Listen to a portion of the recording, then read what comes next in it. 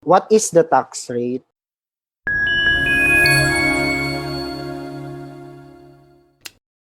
The tax rate, if one avails of the estate tax amnesty, is 6% based on the decedent's net taxable estate.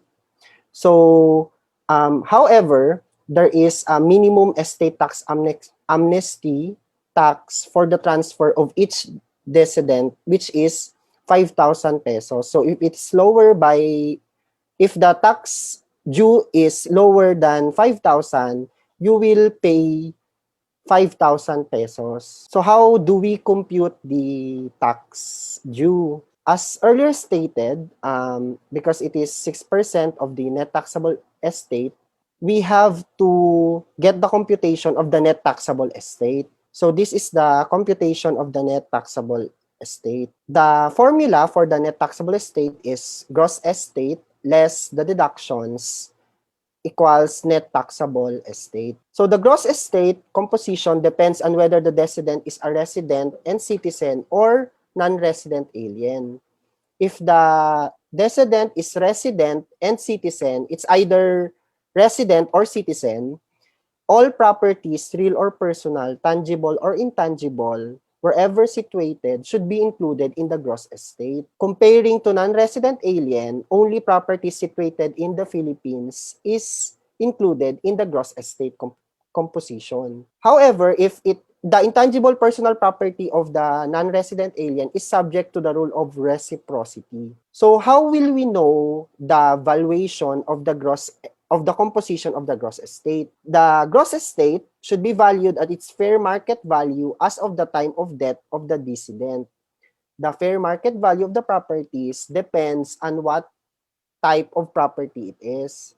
So for the real properties, the valuation, the fair market value is the higher between fair market value determined by the commissioner or the BIR or the fair market value as shown in the tax declaration. So you will need to know the value of the property in the tax declaration, compare it to the zonal valuation of the BIR. You can look at it in the BIR website, the zonal values. Normally, they give it per square meter. So you'll have to multiply it by the size of the property that you'll put in the gross estate. For the shares of stock, it depends whether the company who issued the shares is listed or unlisted. If the company is listed, the valuation is the arithmetic mean between the highest and the lowest quotation at the date at the date of death. You have to add the highest quotation and the lowest quotation and multiply it by 2. For the unlisted, it depends whether the shares is preferred or common shares. If it is common shares, you'll have to compute for the book value of per share. And if it is preferred shares, you just need the par value of the shares. For the BIR to know the valuation of the shares, you'll have to present audited financial statement of the company nearest the date of death. For the proprietary shares or unit of participation of association, recreation, or amusement club, the valuation of it is the bid price nearest to the date of death, published in a newspaper or publication of general circulation. For cash in bank, local and foreign currency, it is the peso value of the balance at the date of death. For the allowed deduction, to reiterate, the net taxable estate is gross estate less allowed deduction.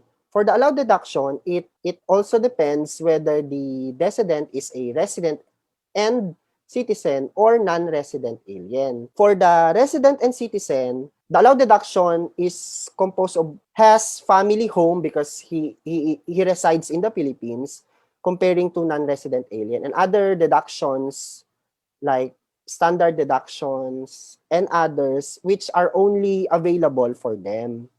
So for example, I pulled it from the Annex C of RMC 103/2019. These are allowed deduction, comparison of the allowed deductions.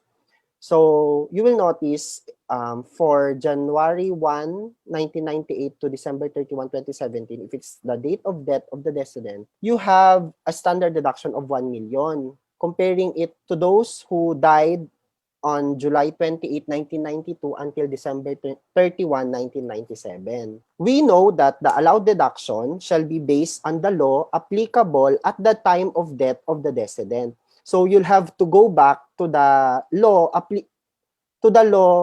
when the decedent died. So you can avail the allowed deduction by that time. So these are only example. You'll notice also that there are medical expenses in 1998 until 2017, 1997 and below, there's no medical expenses. So to get the complete list of the allowed deductions per year, you'll have to see the annex of Revenue Memorandum Circular 103-2019.